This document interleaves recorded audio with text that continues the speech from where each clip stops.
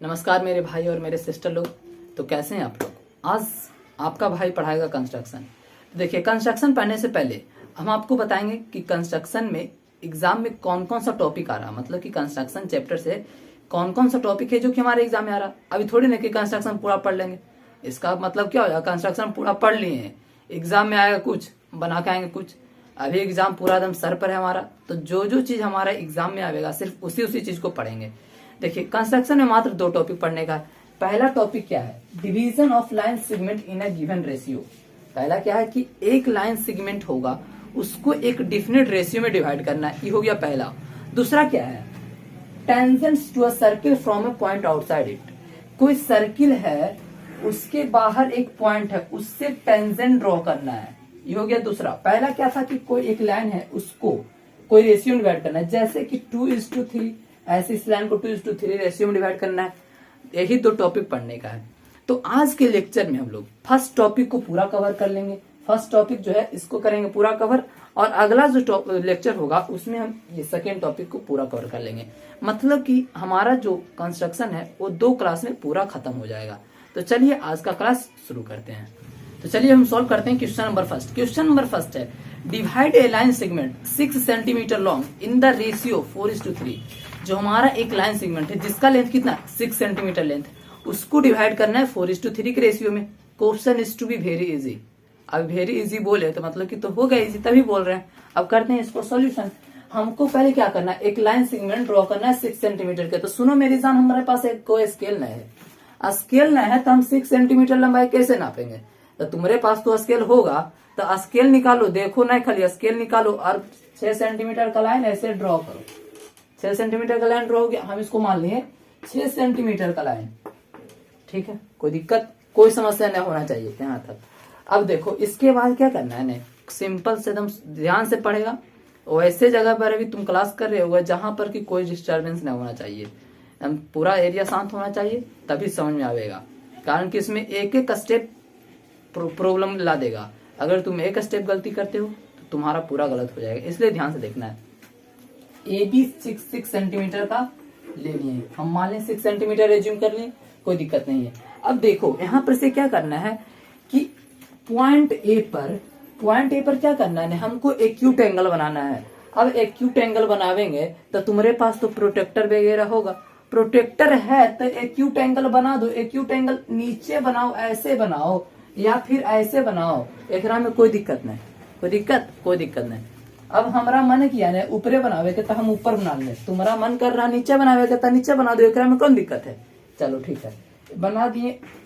अब बिना प्रोटेक्टर की मदद से बना देंगे। देखो एक कॉन्सेप्ट बता देंगे, एक लाइन है ऐसा बनना 90 डिग्री। एक्यूट एंगल क्या कहते हैं, एक्यूट एंगल मतलब 90 से कम में होना चाहिए। अरे बाबा 90 से कम होगा तो 90 से कम होगा तो हम ऐसे लिख देते, 90 से नहीं कम हो गया, 90 से नहीं कम हो गया। हम ये थोड़ी ना बोले कि 15 डिग्री का एंगल बनाओ 45, हम ऐसा कुछ बोले नहीं। बनाना कितना, एक्यूट एंगल, तो एक्यूट एंगल कैसे बना देते हैं, खाली सीधा नहीं होना चाहिए, सीधा किधर मतलब फर्स्ट क्वाड्रेंट में होना चाहिए। फर्स्ट क्वाड्रेंट में लाइन बना दिए, कोई दिक्कत नहीं, ठीक है। अब देखो लाइन को कितना रेशियो में बोल रहा था, 4:3 रेशियो में। 4:3 रेशियो में बोल रहा था, क्या करो ने इन दोनों को सम करो। क्या बोले, सम करो। तो 4 3 7 होता है, सोचो ना, जोड़ो तुरंत, 4 3 7, ठीक है। अब 4 3 7 बोला ना, तो अब देखो क्या करना है, प्रोटेक्टर हाथ में ले लो, ले लिया। अब प्रोटेक्टर का एक नोक यहाँ पर रखो, अब पेंसिल का नोक ऐसे जाके कट करो। देखो प्रोटेक्टर का एक नोक यहाँ पर रखे, एक कट यहाँ किए, सेम फिर इतना ही लेंथ जाना है, यहाँ पर जाना है, फिर एक कट किए, फिर कट किए। अब कितना कट करना है, अरे इतना कट करना है कि दोनों जोड़े ना भी 7 आया तो 7 कट करना है। चलो 1 cut, 2 cut, 3 cut, 4 cut, 5 cut, 6 cut, 7 cut. हमारा 7 कट हो गया, तुम्हारा 7 कट हुआ, चलो 7 कट हो गया। अब नेमिंग कर दो, ये है ना, तो हो गया A1, A2, A3, A4, A5, A6, A7। अब बोलोगे भैया हम तो A1, A2, A3 नहीं करेंगे, तो नहीं करो, यहाँ पर से C, D, E, F भी कर सकता है।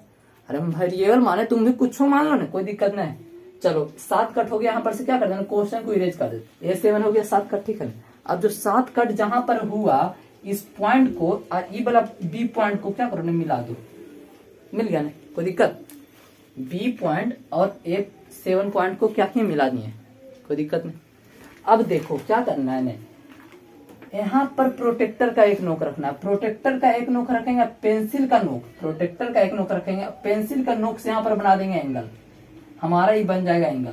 तो दिक्कत बना तुम्हारा, यहाँ पर से प्रोटेक्टर का नोक, यहाँ पर से ऐसे बनावेंगे, बन गया होगा एंगल, बन गया एंगल। अब देखो हमारा पहला रेशियो बोला था 4, यहाँ से गिनना शुरू करेंगे A1 A2 A3 A4, A4 पर जाएंगे, ठीक है, A4 पर जाएंगे, क्या बोले A4 पर जाएंगे, और ये जो एंगल था, ये जो एंगल था इसको हिलाएंगे ना, यही एंगल यहाँ पर लावेंगे और कट करेंगे। देखो कट कर दिए, समझ में आया, कोई दिक्कत?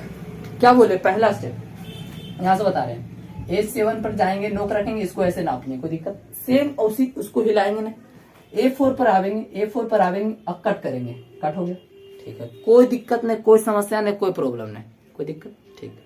अब फिर से क्या करना है, प्रोटेक्टर लो, एक नोक यहाँ पर रखो और यहाँ पर रखो, मेजरमेंट करो, नापो नापो, देखो यहाँ पर रखो और यहाँ पर रखो, इतना लंबा हो गया।